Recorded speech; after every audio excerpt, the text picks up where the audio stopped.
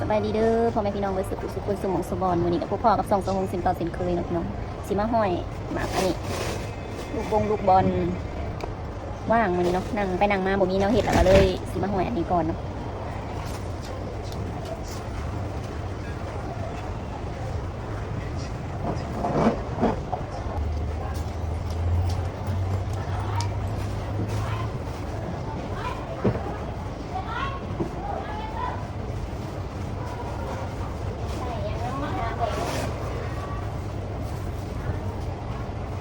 ได้อันเด้อเบิ่งเอาเด้อ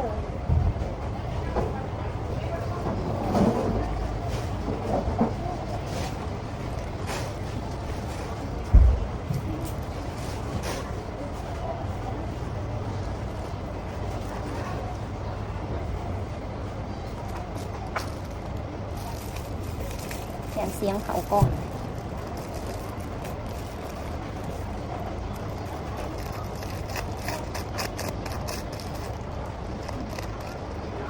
หลังจากที่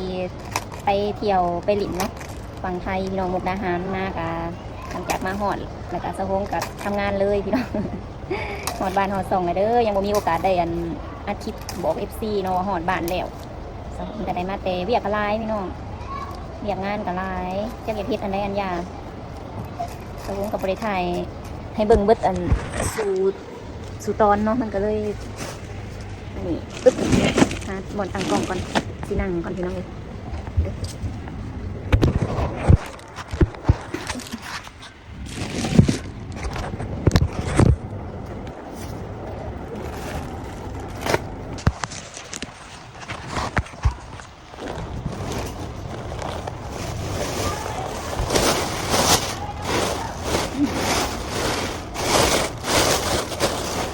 กับไล่ไปได้ประมาณ10 ปลายหน่วยเนาะเดี๋ยวนี้แล้วก็สิเฮ็ดยังต่อแก้แก๊สบอกแก้กล่องเนาะขอขอบคุณอันทุกกำลังใจเด้อ FC ที่แสดงความคิดเห็นเนาะที่แบบเป็นเม่นได้นั่นให้สะพงกันเขาไปอ่านแน่อยู่กับโปรได้อ่านเบิดอันทุกความคิดเห็นเนาะเพราะว่ายังมันหลายเนาะพี่น้องสะพงก็ลงไปไลฟ์คลิปเนาะประมาณ 3-4 คลิปนี่แหละแต่ตอนนี้ความคิดเห็นทุกคลิปแล้วก็สะพงก็ยังบ่มีเวลาเขาไปอ่านแต่ก็อ่านอยู่เป็นบางส่วนบางตอนเนาะอันเกี่ยวกับที่ว่าเรื่องสะพงอันสิไปกาฬสินธุ์อะไรแล้วพอวันนี้กะสะพงกับบริไปเนาะสุดท้ายท้ายสุดแล้วไปก็คืออันมือนั่นน่ะสะพงตั้งใจสิไปอะไรตั้งใจดีนี่แหละเนาะพี่น้องแล้ววันนี้เนาะอันสะพงในฮิตบัตรอันบัตรขาวก็คือเขาจะเอื่นอย่างในบริพาสหรืออีกอย่างจักอย่างนี่แหละสะพงกับเบาบ่เป็นเนาะเฮ็ดบัตรขาวประมาณ30,000นี่แหละเดี๋ยวสะพงกับเฮ็ดบัตรอันนั้นแหละไปเนาะข้ามไปเพราะวันนี้สะพงนั่งรถโดยสารไปเนาะนั่งรถโดยสารไปนะสะพงกับไปซื้อแวะไปซื้อของมาไว้ขายเลยเนาะเป็นประเภทแบบเครื่องสำอางนะแต่วันนี้เพื่อซื้อของแล้วแหละมันกะ มันกะซวยเติบเนาะซวยเติบแล้ววันนี้เพื่อซื้อของแล้วก็เพื่อไปซื้อตัวรถเมล์นะสิขามไปมุกดาหารนะเพื่อซื้อแล้วเพื่ออันรถออกแบบนี้รถออกแล้วก็ถาอะไรอันนั้นแล้วเพื่อรถออกแล้วพอขามฝั่งเนาะขามฝั่งไปมุกดาหารไปอันบอนด่านที่ว่าด่านสวรรณเขตนะสมมติกับไปเฮ็ดบัตรอยู่หันเนาะไปเฮ็ดบัตรขาวในเฮ็ดในด่านเลยนะแล้วมันก็ซวยพี่น้องเป็น11 โมง 12 โมงเนาะเพื่อสิแล้วอะไรนี่แบบพอเฮ็ดแล้วก็จำบัตรขามไปฝั่งไทยแล้วก็ขามไปฝั่งไทยแล้วก็ไปถากันอีกบัดนี้ไปถากันกับหลายชั่วโมงตื่นแล้วเนาะชั่วโมงกว่าเกือบ2คนได้พอแล้วพอมันหลายคนเนาะบ่มีแต่เฮาดิแล้วบัดนี้เพื่อฮอดมุกบัดนี้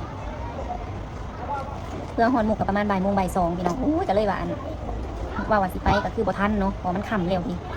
มันค่ำแล้วมันค่ำอยู่ในมุกนั่นแหละมันค่ำแล้ววันนี้เขาสิไปมันกับโมเมนต์แล้วเนาะเพื่อไปเพื่อมามันก็เขาต้องเรียบเรียงเวลาเขาต้องแบบอันนี้เบิ่งสันนิษฐานเบิ่งว่ามันสิเป็นอย่างไรเนาะแล้ววันนี้เขาก็เคยไปจักเทือเนาะสมุเขาเคยไปจักเทือกันเลยว่ะตอนแรกว่าอุ้ยสิเสี่ยงแบบลองเสี่ยงไปเบิ่งเนาะแต่พอแบบเอาเขาอีนี้แล้วล่ะค่ะก็สิไปผู้เดียวก็คือสิแบบมันก็คือวางเวงมันวางเวงโผดเนาะมันแบบเซียวสลังโผดตอนแรกว่าสิไปกับเอื้อยนั่นแหละแล้ววันนี้มันถัดเลยเวลามือพักเลยดิก็เลยบ่ได้ไปซะก็เลยว่ากับบอกเป็นยังเนาะอีกอย่างกันเท่ากับคือว่าไปเที่ยวเนาะพี่น้องเนาะไปเที่ยวไปผ่อนคลายไปแบบไปเลาะลิ้นเลาะยังหันแหละสะฮงแต่โดนก็คือเห็นอะไรเนาะบ่ได้ปล่อยออกไปทางใดแต่ละมือแต่ละเว้นก็หาแต่เงินพี่น้องเลยมาแรงมาจังเห็นเฮือนเห็นซานเนาะกับตามที่แบบว่าถ่ายให้เบิ่งเลยเนาะบ่ไปได้ออกไปไสถือโอกาสนั่นได้ไปเลาะไปลิ้นเลยบ้านนี้ก็สิ สิได้แบบว่าเลาะดูแล้วเนาะพี่น้องจะไปแล้วเฮาก็รู้สึกว่าเฮาแบบม่วนนะม่วนแล้วก็สิได้ไปอีกแหละคิดหนาเนี่ยสะพงกับสิไปอีกเนาะก็คือตั้งใจคันคิดหนานี่ก็คือแบบคิดว่าได้ไปแน่นอนเนาะพี่น้อง คิดว่าได้ไปแน่นอนเพราะว่าสะพงสีอีกอย่างเท่ากับโบโหแบบเผื่อเวลาเผื่อยังหนาเนาะเขาก็คือว่ามันสีแบบมันสีเห็ดบ้านแล้วจำปุ๊บปั๊บแล้วมันก็ไปเลยแต่สีมันโบแมนเนาะมันหลายคนมันถากันวันนี้คิดว่าโบแมนช่วงเทศกาลคนสีโบร้ายเนาะเพราะว่าปกติน่ะแต่เก่าสะพงไปมันก็แป๊บเดียวไปโดนเนาะแต่พอบัดนี้ก็สิไปใหม่ตั้งใจสิไปใหม่แล้วก็สิเผื่อเวลาพอวางแผนว่าสิไปอีหยังจังใดเนาะก็คือว่าในสุดวันหนึ่งนี่นะตอบโจทย์ได้ดีไลน์เนาะพี่น้องมวนโดนสิได้ออกไปเดี๋ยววันคันไปวันนี้แหละสิถ่ายบรรยากาศที่พาบรรยากาศมาให้เบิ่งอีกเนาะพี่น้องสมมติตั้งใจว่าสิไปอีกเพราะว่าสิ่งที่ตั้งใจไปกับบริไปซ้ำแบบนี้ละ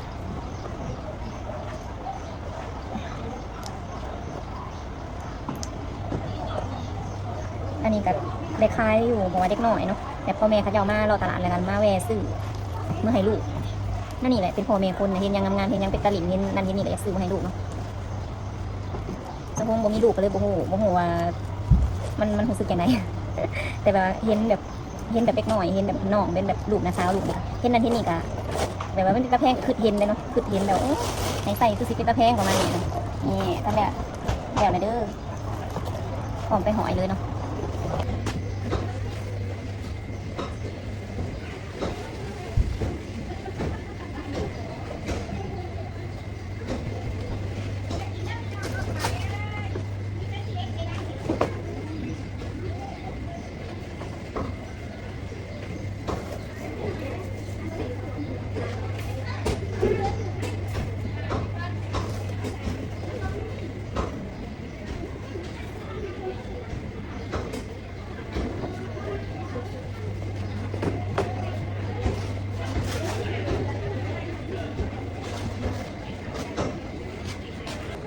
มาวันนี้ก็สีแก้เนาะน้องได้ยังน้องค่ะได้เบิ่งอ่ะรู้นี่แม่ได้บ่สันนี่ฮะได้ขังขนาดเด้อย่างไปทางหน้าไม่ใช่นี่จะได้ย่างก่อนดีกว่าจะใช่ไหมว่า30ว่าก่อนว่าไหนแม่ยังถึงโมง อุ้ยตัวนี้กับลายแล้วนี่สวยแน่ย่างแบบที่ย่างสุดบอกไปจากไหน แล้วย่างก่อนดีกว่าที่เรานี่นะ รอเบิ้ง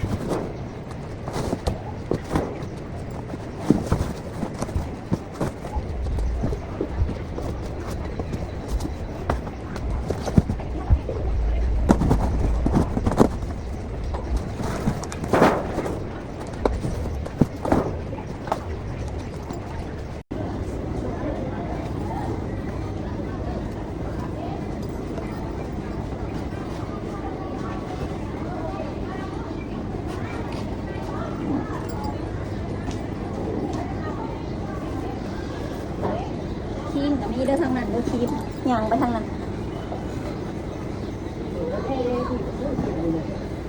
ไม่เป็นเอียงเลย จะทาและมือใดเอิงและ กับหนึ่ง โอ้ยกับหนึ่งกับสิให้มันนั่น ทุกประเด็นเราเลย โบน่าจะเกี่ยงแล้วจะทายอย่างทานั่นนะ ก็ไปหน้าพัสลีหน้าคุณ แต่บอสแต่หนาเจ้าน่ะมันเกี่ยงเลยฝายังกับบ่มี คือมันที่หน้าพัสลีต้องเบิ้งเสือที่เขาใส่กันคือมันโอย เจ้าต้องทาครีมน้ำคันแบบเป็นฝา มันเป็นทางเลยใส่แล้วก็มันอะไรลอย 10,000บ่แม่นเจ้าหามันก็มันเป็นดีซิลมันเป็นเซรั่มได้มันบ่เป็นเนื้อครีม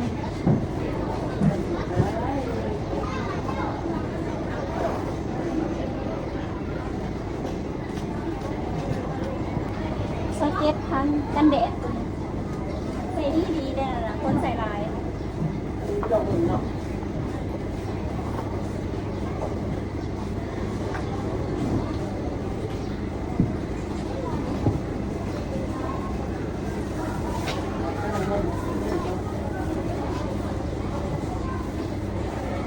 บ่เป็นขาวน้ำใส่ครีมหรือว่าจังหนาเจ้านะเพราะนั้นว่ามันบ่ดีหรือว่านั่นก่อนเดี๋ยวใส่หนาเจ้ากับพี่เท่านี้บ่ ที่ผมเป็นผ้านี่ที่ผมเป็นผ้า แต่ว่าขาวได้น้ำใส่ เป็นผ้าอย่างนี้ไม่ตื่นมากมันผ้าอย่างเย็นผมไม่ได้ผ้าตื่นมาแล้วก็วิ่งมาตลาด กันแดดมันจะเอา แล้วก็เดนเลย ใส่ตรงนี้ เรื่องของคุณจะดีมันจะเป็นเรื่องของไปไปที่ไหนล่ะบอก ปรับย้าย สิ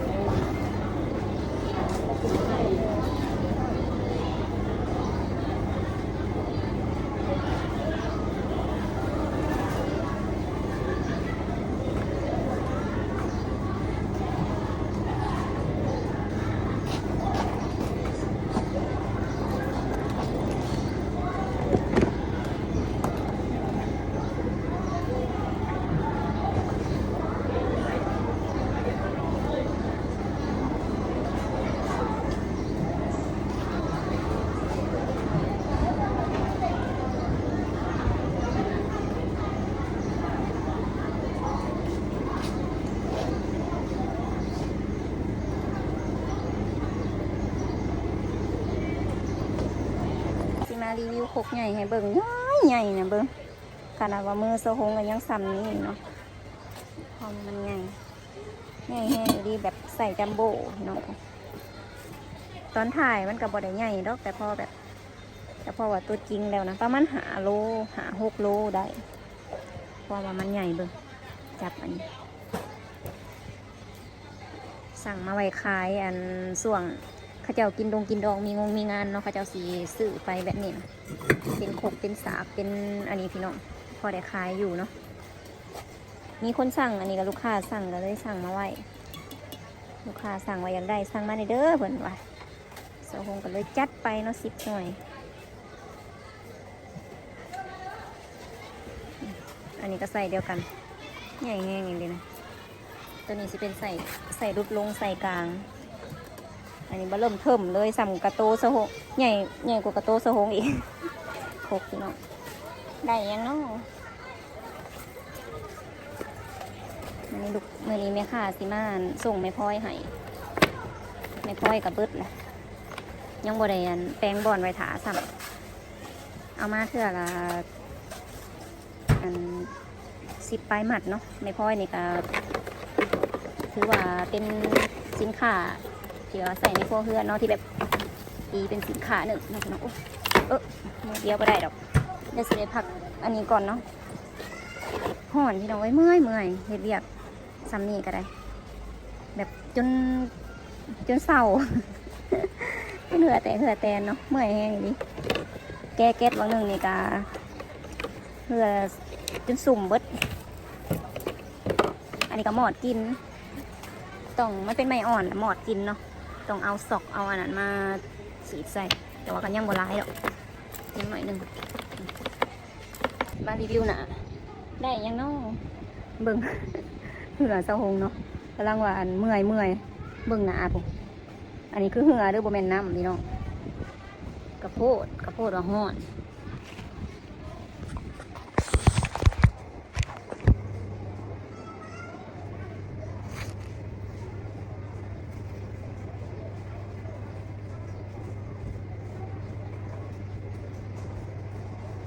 คันนั่งอยู่ซื่อๆกับบ่มีเหือปานใดเนาะธรรมดาแต่พอเฮ็ดเวียกออกแต่พัดลมแล้วก็เหือย่อยซาต้องจ่ออยู่พัดลมตลอดเวลาเลย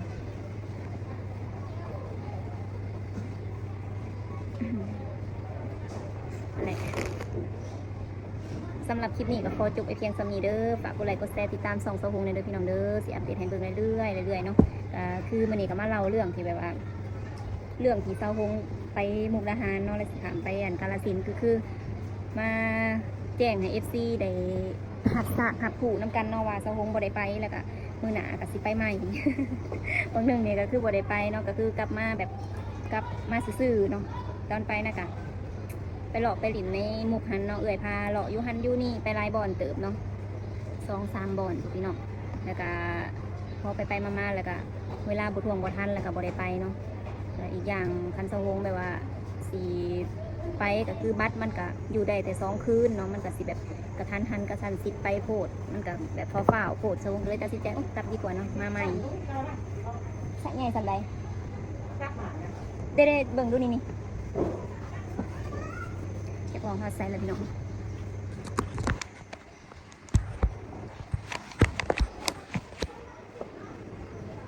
และก็คือสิได้ไปใหม่เนาะสิไปใหม่แล้วก็สิไปหลอกไปหลินไปเที่ยวคือเก่า ปกติกับเป็นคนแบบว่าบ่ค่อยมักไปไซเนาะพี่น้องเนาะเป็นคนบ่มักไปไซพอได้ไปแล้วก็ไปเนาะมันแบบโดนได้ไปแล้วก็ม่วนเนาะพี่น้องเนาะค่อยๆแบบเก็บค่อยๆออมไปเพราะว่าเดินทางแต่ละเทื่อนี่มันก็ใส่เงินเนาะใส่แบบเงินหลายเลยแหละพี่น้องเพราะว่าค่ารถค่าล่างเขาบ่ได้มีรถส่วนตัวเขาก็อันจ้างรถจ้างหยังเนาะก็เบิดหลายเติบอยู่ค่ากินค่าอยู่อีกได้อย่างเนาะวันนี้เขาเซเว่นอีกกินเขากินน้ำเนาะสำหรับคลิปนี้ก็มีซ้ำนี่แหละพี่น้องมาแจ้งให้ทราบเนาะพี่น้องเนาะแจ้งให้ FC ได้หาผู้เข้ามาแล้วสะฮงก็เลยแบบเฮ็ดเวียกเฮ็ดงานนั่นนี่แล้วก็หาเวลาแบบมาบอก FC ก็หาเวลาก็ยากเติมเนาะแล้วก็เลยมันมีโอกาสมีเวลาแล้วก็พอบ่ได้ไปไสเนาะมาแจ้งข่าวให้ FC ได้ทราบได้ฮู้ไปนำกันเนาะผู้ทาเบิ่งกระทาเนาะผู้บ่ทาเบิ่งเพิ่นก็บ่เป็นหยังพี่น้องแต่ก็มีอยู่อะไรเนาะที่เพิ่นแบบทาเบิ่งอยู่นั่นสะฮงก็สิพยายามถ่ายคลิปให้ได้หลายๆเด้อพี่น้องเด้อบางคนก็ FC บางคนก็ทักมาถามบ่ลงคลิปบ่มื้อนี้ถ่ายให้เบิ่งแน่ลงคลิปให้เบิ่งแน่เนาะก็มีอยู่เนาะพี่น้องบ่แม่นว่าสิบ่มีเลย บ๊ายบายพอกันในคลิปหน้าเดี๋ยวสิไปเฮ็ดเวียกต่อก่อนพี่น้องไปจัดเลี้ยงไม่พอยไม่กวนใหม่ก่อนเนาะเพราะว่าเขาจะสิมาส่งให้มื้อนี้ก็เลยสิบ่มีบอลไว้ก็เลยสิเอาตัวเก่าออกก่อนแล้วก็สิปัดสิเมียนแล้วเอาตัวใหม่มาใส่เนาะ